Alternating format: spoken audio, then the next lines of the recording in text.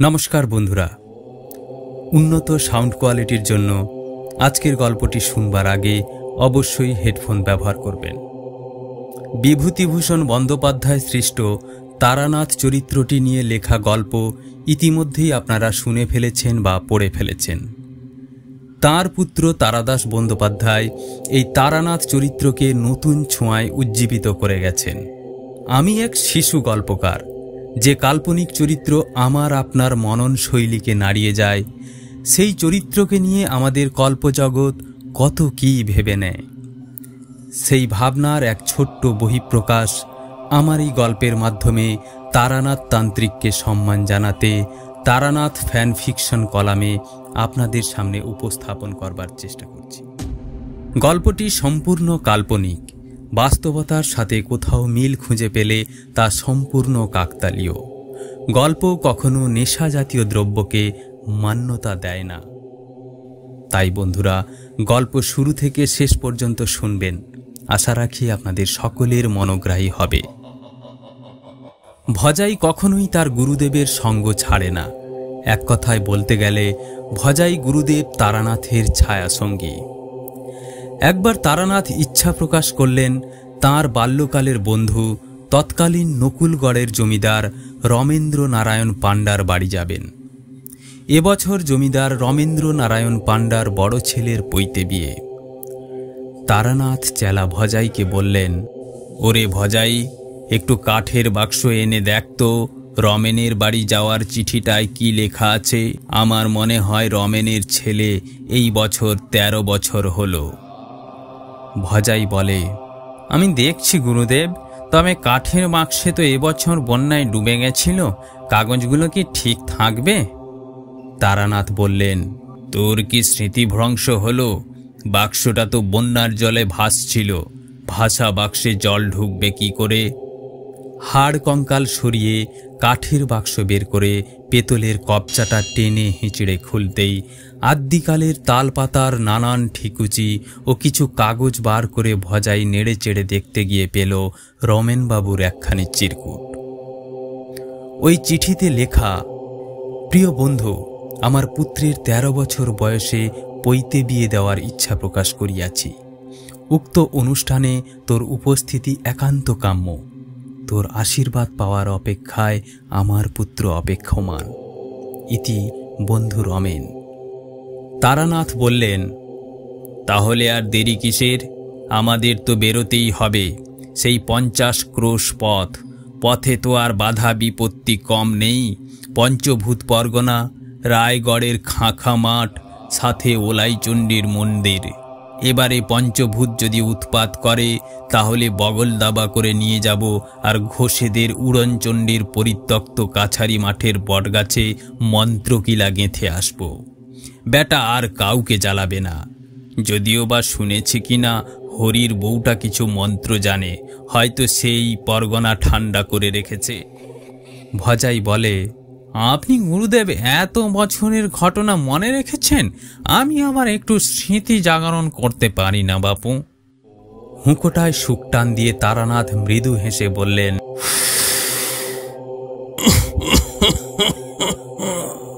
সাধনা কি শুধু তন্ত্র মন্ত্র নিয়ে থাকে? কতবার তোকে বলেছি ধ্যান ও মগ্ন হতে। ধ্যানে বসে আজও বৃহৎ চন্দ্রকে বিন্দুতে দেখিসনি? যেদিন চন্দ্রকে নিজ কপালে সব সময় চন্দ্রবিন্দু টিকায় বসাতে পারবি, ভাববি সেদিন তুই নিজের চিন্তা নিয়ন্ত্রণ করতে পেরেছিস। ভজাই বলে, সে কি আর পারি গুরুদেব? যখনই ধ্যানে বসি তখনই কিছু না কিছু একাগ্রতা ভাঙার জন্য ব্যস্ত থাকে।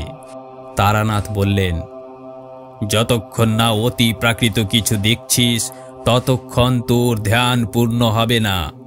নে, হাতে 2 দিন আছে, কাপড় পুঁটলিতে বেঁধে দে। আজ ঝিরিঝিরি বৃষ্টি পড়ছে। আবহাওয়া এক মাদকতা মেশানো। বন্য শৃগালের দল ঘোর উৎপাত শুরু করেছে। বাগদিপাড়ার রঘু বাগদির 3য় বউয়ের মৃত্যু ঘটেছে। সে মৃত্যু সুখকর ছিল না। গলায় দড়ি দিয়ে আত্মহত্যা করেছে। মরার মুখবয়ব ভয়ঙ্কর বিকৃত। এমন এক অতৃপ্ত আত্মাবিহীন শরীর ছেড়ে কি আর কোনো তান্ত্রিক কোথাও যেতে পারে? টিম টিম করে জ্বলছে প্রদীপ। দূর থেকে বলো হরি হরি বল তারানাথের কানে বাজছে।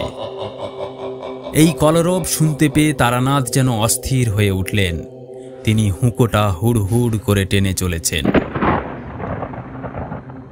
আকস্মিক আকাশে বিদ্যুতের ঝলকানি, মেঘের কালোটা চিরে বিদ্যুতের স্পর্ধা ধরিত্রী ছুঁতে চায়। বাগদিরা শবদেহ নিয়ে এসে শ্মশান ঘাটে রেখে দাহ করবার তোড়জোড় শুরু করেছে। তারানাথ তার ছোট্ট কুটিরের দাওয়ায় বসে শুধু বলে উঠলেন, যা শালা, তোর সব দাহ করেই দিলাম। তারানাথের এই বাক্য উচ্চারণের সাথে সাথেই প্রবল হুঙ্কারের সাথে আকাশে মুহুর্মুহ বাজ পড়তে শুরু করে ও বাগদিরা শবদেহ ফেলে যে যার মতো পলায়ন করে। আর তখনই আকাশের বুক চিরে বিদ্যুৎ আছড়ে পড়ে সেই সব দেহের উপর এবং বাগদিদের চোখের সামনে সেই সব ঝলসে পুড়ে ছারখার হয়ে যায়। পরের দিন ভোরের আলো ফোটার সাথে সাথে তারানাথ চেলা ভজাইকে বললেন, যাহ ভজাই, কাল রাতের মরাটা নদী ঘাটে ভাসছে, ওই মৃতদেহ তুলে শ্মশানের উত্তর কোণে রেখে আয়। রমেনের ছেলের পৈতে বিয়ে থেকে ঘুরে আসলে সাধনায় বসব।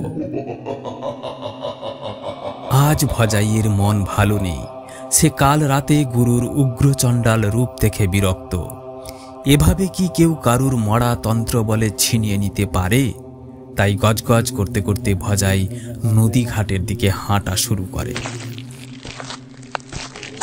ভজাইকে গজগজ করতে দেখে তারানাথ একটা অট্ট হাসি হেসে বললেন,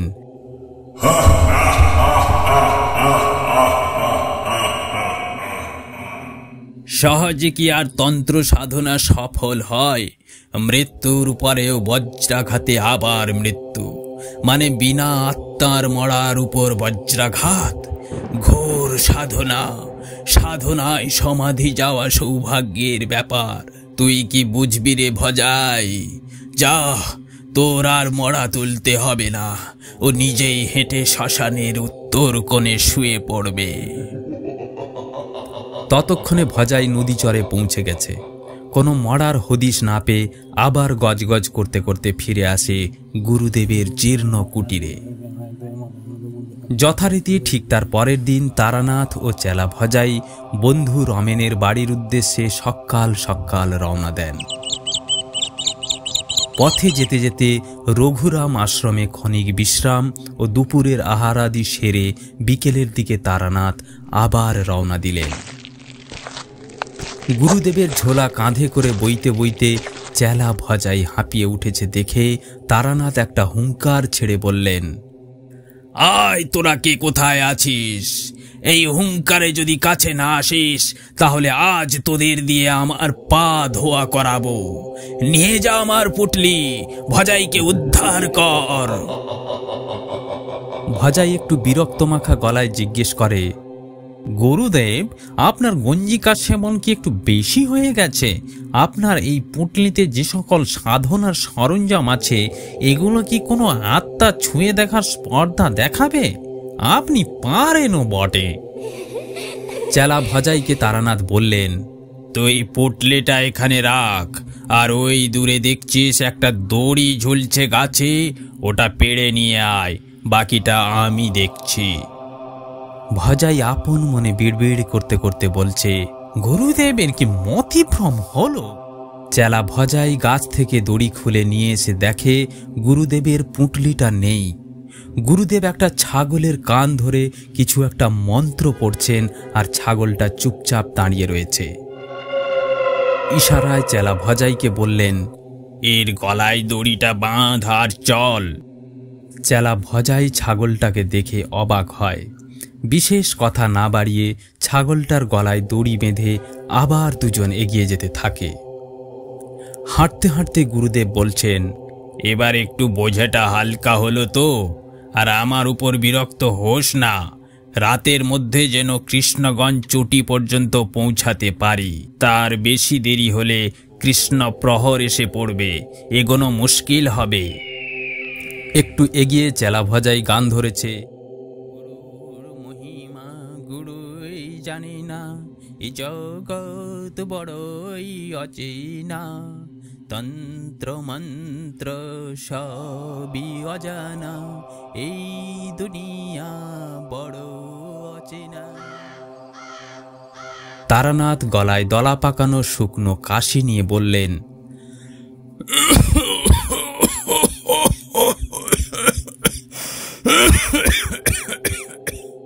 তুই তো খুব ভালো গান জানিস রে ভজাই, তা কত বছর স্বর সাধনা করেছিলিস? গুরুদেবের মুখ থেকে এমন কথা শুনে চেলা ভজাই বলছে, আসলে গুরুদেব, আমি ছোটবেলা থেকে একটু আধটু স্বর সাধনা করতাম, কিন্তু সেই স্বর সাধন কি আর আমার কপালে সইল? মা মূল্য, বাপ মূল্য, সেই থেকে আমি তো আপনার চরণ সেবায় চলে এলাম। কিন্তু দুঃখের বিষয়, আজও আমি আপনার থেকে তন্ত্র মন্ত্রবিদ্যার সামান্য জ্ঞান অর্জন করতে সক্ষম হলুম না। সবই আপনার ইচ্ছা, আপনি যেদিন চাইবেন সেই দিন তন্ত্র সাধনায় মনোনিবেশ করব, তা না হলে ততদিন আমাকে আপনার সেবা করে যেতে হবে। গুরুদেব তারানাথ বলছেন, তন্ত্র বা মন্ত্র এমনি এমনি শেখা যায় না। তন্ত্রবিদ্যা শিখতে হলে সাধনা করতে হয়। সাধু সঙ্গে তোকে থাকতে হবে, নিজের মনের ভেতরে দৈবিক ও পৈশাচিক আত্মাকে জাগিয়ে তুলতে হবে, তবেই তো তুই তন্ত্র মন্ত্রে জ্ঞানী হবি। গুরুদেবের সাথে নানান কথা বলতে বলতে ভজাই ও তারানাথ পৌঁছে যায় কৃষ্ণগঞ্জ চটি। কৃষ্ণগঞ্জ চটি পৌঁছানোর আগে ভজাই এক আশ্চর্য ঘটনার সম্মুখীন হয়। যে ছাগলটা টেনে নিয়ে আসছিল ভজাই, ওই ছাগলটা আর দড়িতে বাঁধা নেই। ওই দড়িতে বাঁধা রয়েছে গুরু তারানাথের পুঁটুলি, যেটা অসম্ভব ভারী হয়ে যায়। তারানাথ ভজাইকে বলছেন, তোর অনেক কষ্ট লাঘব করে দিলাম, আপাতত আমার এই পুঁটুলিটুকু চটি পর্যন্ত পৌঁছে দে, আর মাত্র 2 মিনিটের পথ। আর বিশেষ কথা না বাড়িয়ে ভজাই নিজের কাঁধে গুরুদেবের পুঁটলি তুলে নেয় এবং কৃষ্ণগঞ্জ চটি পৌঁছে যায়। কৃষ্ণগঞ্জ চটিতে রাত্রি যাপনকালে গুরুদেব তারানাথ এক প্রেতাত্মার খপ্পরে পড়েন। কিন্তু তারানাথ যে কত বড় মাপের তান্ত্রিক, হয়তো সেই প্রেতাত্মা কল্পনা করতে পারেনি। যে কক্ষে গুরুদেব শয়ন করছিলেন, সেই কক্ষেই ওই আত্মার বাস। তারানাথ শয়নকালে শুধু বললেন, তোর আত্মার সদ্গতি হোক। তারপর বিড়বিড় করে কি সব মন্ত্র পড়ে পাশ ফিরে শুয়ে পড়লেন। ততক্ষণে সেই অতৃপ্ত আত্মা নানান আসবাবপত্র ফেলে তছনছ করবার উপক্রম।